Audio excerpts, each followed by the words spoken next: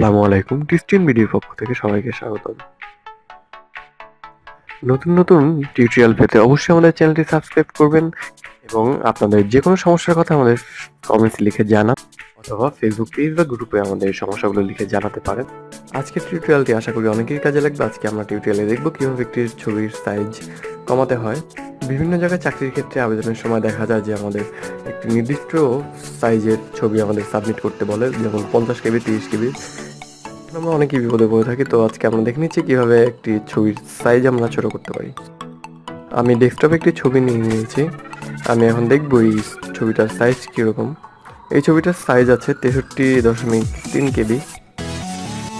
আমি এখন একটি ব্রাউজারে চলে যাচ্ছি। ব্রাউজারে চলে যাওয়ার পরে www.reduce.image.com এ চলে যাচ্ছি।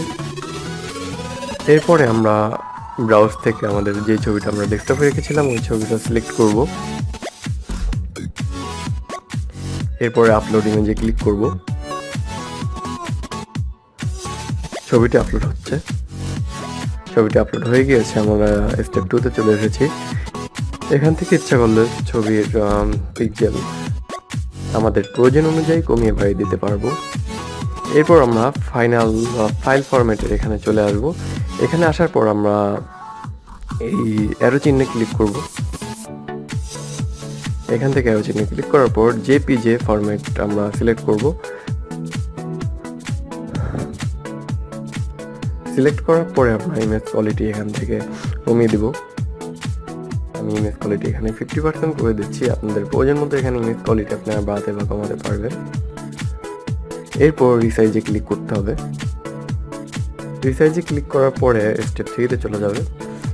স্টেপ 3 তে যাওয়ার পর আমরা এখানে আমার যে ছবিটি নিয়েছিলাম আমি ওই ছবিটির সাইজ দেখতে পাচ্ছি এখন 23 কেবি হয়েছে। তো আমরা এখন নিচের এই ডাউনলোড লিঙ্ক থেকে আমাদের এই ছবিটি ডাউনলোড করতে হবে। এই জন্য আমরা এই ডাউনলোড লিঙ্কে ক্লিক করব। এরপর আমরা সেভ ফাইল সিলেক্ট করে ওকেতে ক্লিক করব। আমরা এখন দেখতে পাচ্ছি যে ছবিটির সাইজ এখন 23 কেবি হয়ে গিয়েছে। আমরা এভাবে যে কোনো ছবির সাইজকে ছোট করে আমাদের প্রয়োজনীয় কাজে ব্যবহার করতে পারবো।